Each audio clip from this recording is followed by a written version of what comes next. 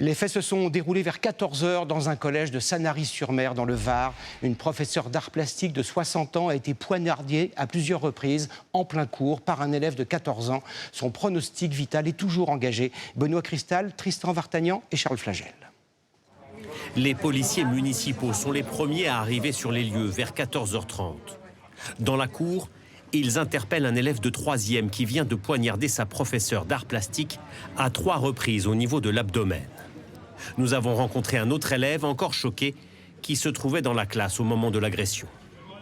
Quand la sonnerie elle a retenti, moi je rangeais mes affaires avec un autre pote et d'un coup j'entends la prof hurler de douleur et je me retourne et j'étais sous le choc. Moi je suis resté dans la salle et j'étais figé, je savais pas quoi faire.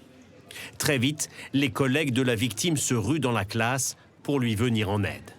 J'ai les élèves qui sont venus me chercher tout de suite pour apporter les gestes de premier secours à la collègue qui était allongée par terre. Elle est partie consciente. Voilà. Maintenant, on croise les doigts pour elle et on pense à elle, à sa famille. La victime, âgée de 60 ans, est évacuée vers l'hôpital de Toulon, où elle est opérée dans un état grave. Immédiatement après l'attaque, le jeune agresseur se réfugie dans les toilettes de l'établissement où il se confie à cet élève. Il était paniqué, il a dit qu'il avait poignardé cette professeure. Et il pleurait, puis après il a vu notre CPE, et il a couru vers notre CPE et c'est tout. Devant les enquêteurs, l'agresseur reconnaît les faits et dit ne pas supporter les remarques de son enseignante. Âgé de 14 ans, il est inconnu des services de police et suivi par l'aide sociale à l'enfance avant un éventuel placement en foyer. Il n'y a aucune connotation ni religieuse ni politique qui apparaissent. On sait seulement qu'il y avait eu des tensions avec cette professeure ces derniers temps et qui lui en voulait, a priori, d'avoir fait des rapports à son encontre.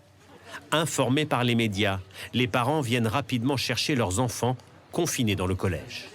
C'est très très perturbant et on se dit mais où ça va mener on est dans un collège quoi. Donc vraiment sidéré. Plusieurs anciens élèves se rendent aussi sur place pour rendre hommage à l'enseignante agressée. Super professeur, super sympa, ses cours se déroulaient dans la plupart du temps bien. Il n'y a jamais eu de réel problème. Je sais pas les mots. L'agresseur est toujours en garde à vue ce soir. Une cellule psychologique est à la disposition de toutes les familles des élèves du collège. En mars 2025, après plusieurs agressions à l'arme blanche dans des établissements scolaires, le gouvernement de l'époque avait demandé aux préfets, aux policiers, aux gendarmes de procéder à des fouilles aléatoires dans les sacs et les cartables des élèves. Ces fouilles ont-elles toujours lieu? Quelle est leur efficacité et quelles sont leurs limites? Anne Norbance et Elsa Assalit.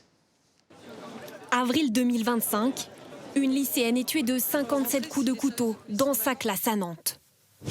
2 mois plus tard, en Haute-Marne, une surveillante est poignardée à mort devant son collège par un élève de 14 ans. Septembre dernier, dans cet établissement du Bas-Rhin, une professeure de musique est blessée. 3 faits d'une extrême gravité en moins de 6 mois et une prise de conscience, collège et lycée s'équipent. Quelle sécurité dans les établissements scolaires! En région Auvergne-Rhône-Alpes, les 304 lycées publics ont tous été équipés de contrôles d'accès à l'entrée. Un dispositif demandé par de nombreux professeurs, comme ici en région parisienne.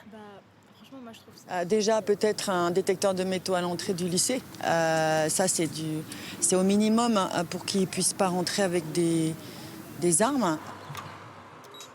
Autre dispositif, badge obligatoire pour entrer et sortir de ce lycée privé breton.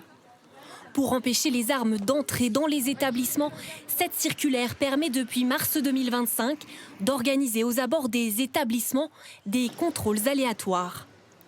Alors, pour quelles fouilles? Selon nos informations, 12 000 ont été réalisées en 2025 en France. Mais pour savoir combien d'armes blanches ont été saisies, le seul chiffre officiel date de juin 2025. 6 257 fouilles de sacs, 364 armes blanches saisies. Pour les élèves rencontrés aujourd'hui, son efficacité pose question. Le contrôle des sacs, certes, c'est une démarche, mais je ne suis pas sûr que ça soit la manière la plus efficace de faire. Certains syndicats que nous avons contactés demandent, eux, de mieux repérer en amont les élèves à risque pour éviter un passage à l'acte.